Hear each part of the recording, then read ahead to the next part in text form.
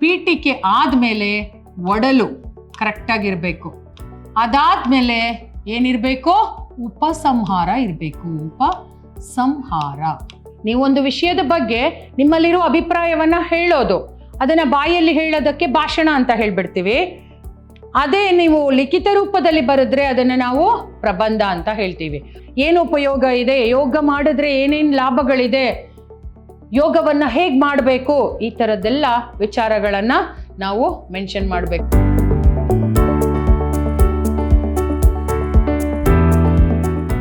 ಎಲ್ಲರಿಗೂ ನಮಸ್ಕಾರ. ನಾನು ಸವಿತಾ AP, ಕನ್ನಡ ಉಪನ್ಯಾಸಕಿ, ವಿದ್ಯಾಶ್ರಮ ಪದವಿ ಪೂರ್ವ ಕಾಲೇಜು, ಮೈಸೂರು.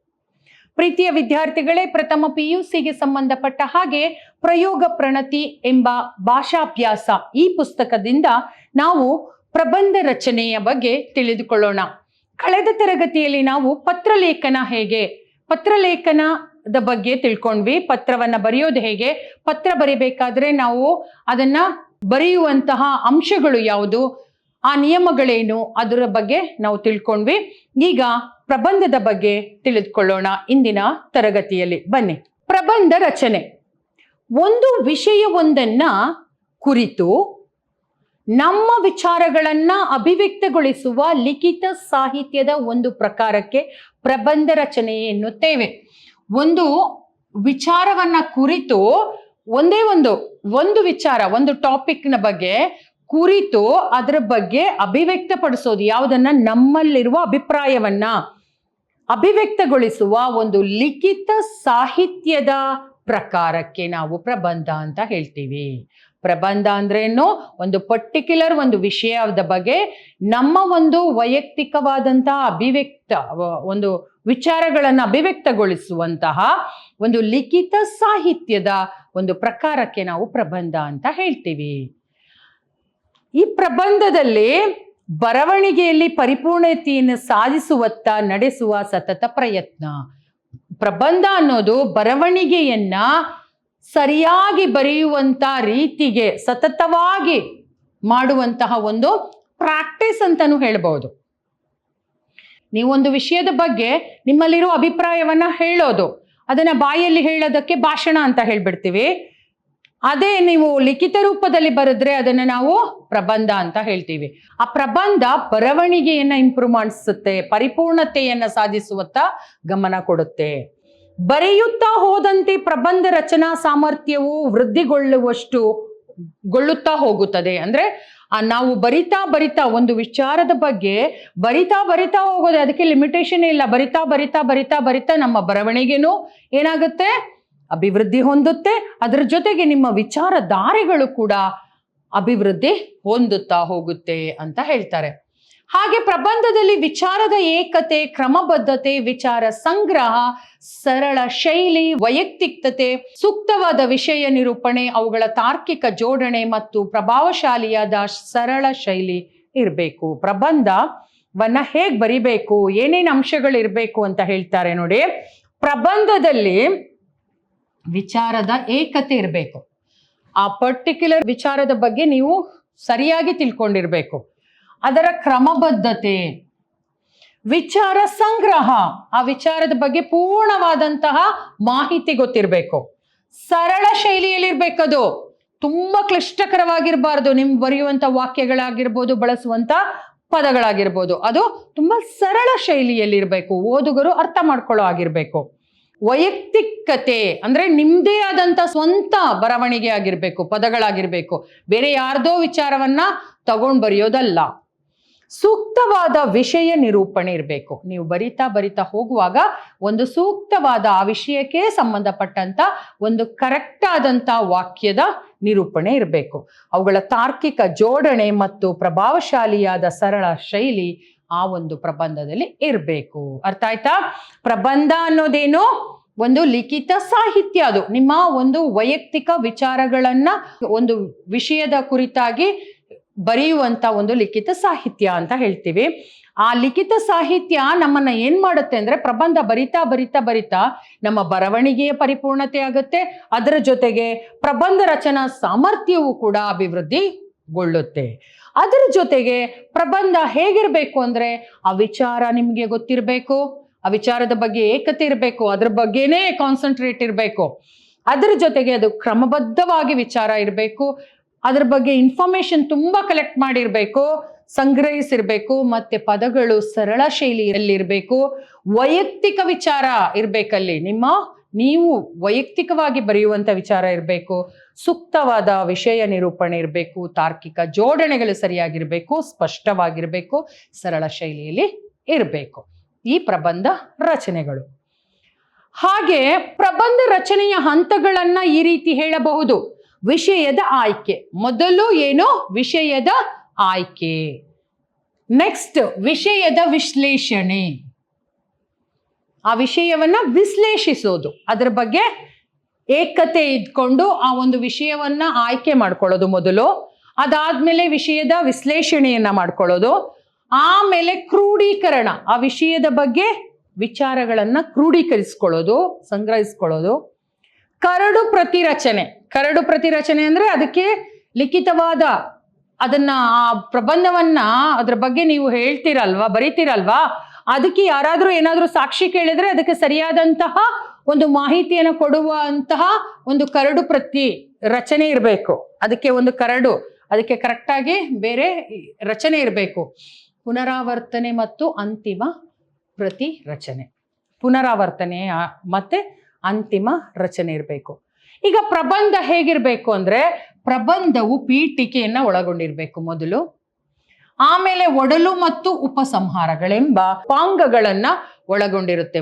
ನಮಗೆ ಮೊದಲನೇದಾಗಿ ನಮಗೇನ್ ಬೇಕು ಅಂದ್ರೆ, ಒಂದು ಪ್ರಬಂಧದಲ್ಲಿ ಪೀಠಿಕೆ ಅತೀ ಮುಖ್ಯ.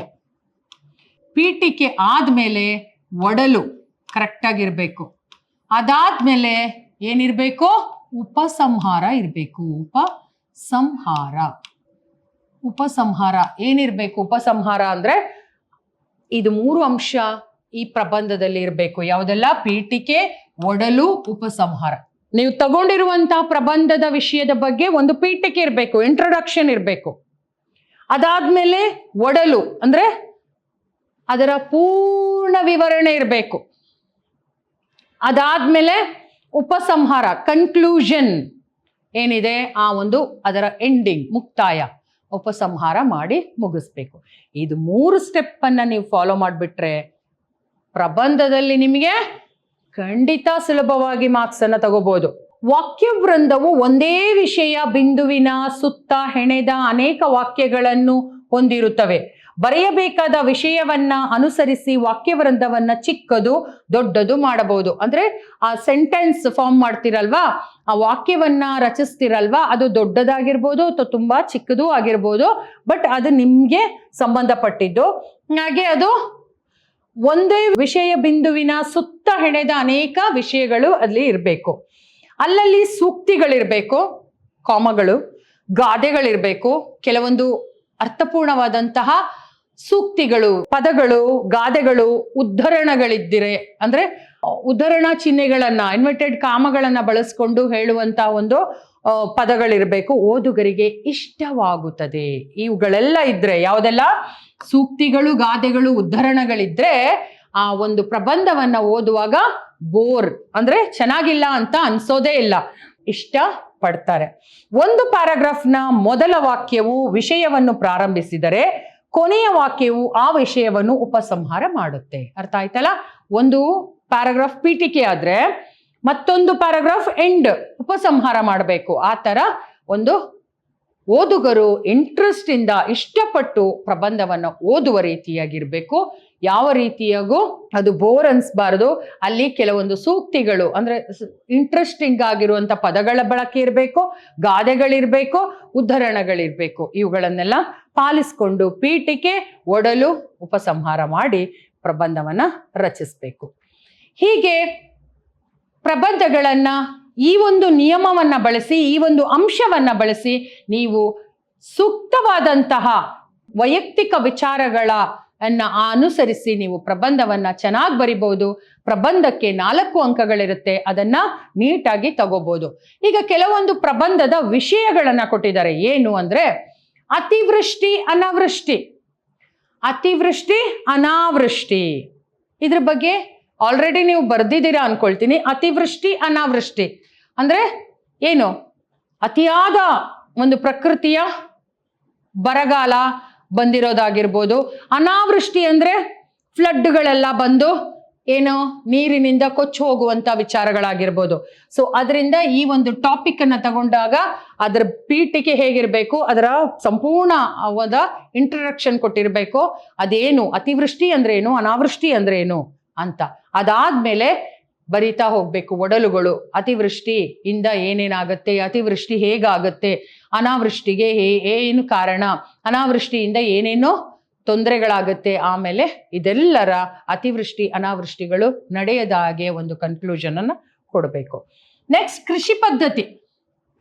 ಕೃಷಿ ಪದ್ಧತಿ ಅಂದ್ರೇನು, ಕೃಷಿ ಪದ್ಧತಿಯಿಂದ ನಮ್ಗೇನು ಲಾಭ, ಕೃಷಿ ಅನ್ನೋದು ಯಾಕೆ ಬೇಕು, ಕೃಷಿಯ ಬಗ್ಗೆ ಒಂದು ಪ್ರಬಂಧವನ್ನ ರಚಿಸುವುದು. ಚಲನಚಿತ್ರ, ಜಾಗತೀಕರಣ, ಜಾಹೀರಾತುಗಳು, ಪುಸ್ತಕಗಳ ಮಹತ್ವ, ಹೀಗೆ ಹಲವಾರು ವಿಚಾರಗಳು ಪ್ರಬಂಧಕ್ಕೆ ಸಂಬಂಧಪಟ್ಟಂತಹ ಒಂದು ವಿಚಾರಗಳನ್ನ ನೀವು ಏನ್ ಮಾಡ್ತೀರಾ, 4 ಅಂಕಗಳ ಇದು ಪ್ರಬಂಧ ಆಗಿರುತ್ತೆ.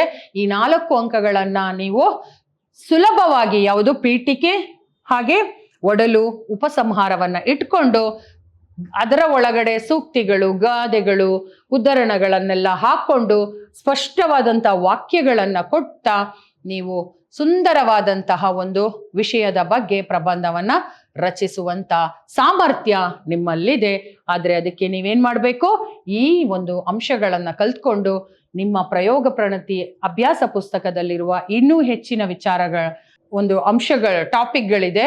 ಆ ವಿಷಯಗಳನ್ನ ಕುರಿತು ನೀವೇ ಸ್ವತಃ ಪ್ರಬಂಧಗಳನ್ನ ರಚಿಸುವಂತಹ ಒಂದು ಸಾಮರ್ಥ್ಯವನ್ನ ಬೆಳೆಸ್ಕೊಳ್ಬೇಕು, ಅಭ್ಯಾಸವನ್ನ ಮಾಡಬೇಕು.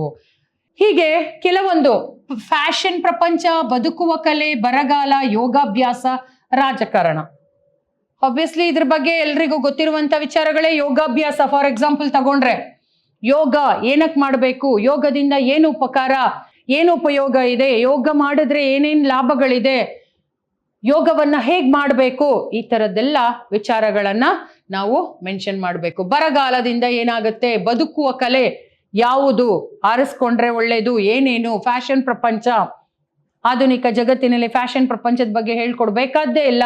ನಿಮ್ಮ ಮನಸ್ಸಿಗೆ ಬಂದ ಒಂದು ವಿಚಾರಗಳನ್ನ ಆ ಒಂದು ಬರವಣಿಗೆಯಲ್ಲಿ ಇಳಿಸಿ ಸ್ಪಷ್ಟವಾಗಿ ಓದುಗರು ಅರ್ಥ ಮಾಡ್ಕೊಳ್ಳೋ ಹಾಗೆ, ತುಂಬಾ ಇಷ್ಟಪಡುವ ಹಾಗೆ ಪ್ರಬಂಧ ರಚನೆಯನ್ನ ಮಾಡುವಂತ ಸಾಮರ್ಥ್ಯವನ್ನ ಬೆಳೆಸ್ಕೊಳ್ಳಿ ಅಂತ ಹೇಳ್ತಾ ಈ ಒಂದು ಪ್ರಬಂಧವನ್ನ ಇಲ್ಲಿಗೆ ಮುಗಿಸ್ತಾ ಇದ್ದೀನಿ. ಹಾಗೆ ಪ್ರಬಂಧದ ಬಗ್ಗೆ, ಪ್ರಬಂಧ ರಚನೆಯ ಬಗ್ಗೆ ನಾವು ಇಂದಿನ ತರಗತಿಯಲ್ಲಿ ತಿಳ್ಕೊಂಡ್ವಿ. ಮುಂದೆ ಮತ್ತೊಂದು ಭಾಷಾಭ್ಯಾಸದೊಂದಿಗೆ ನಿಮ್ಮೊಂದಿಗೆ ಭೇಟಿಯಾಗ್ತೀನಿ. ಅಲ್ಲಿವರೆಗೆ ತಮ್ಮೆಲ್ಲರಿಗೂ ಧನ್ಯವಾದಗಳು.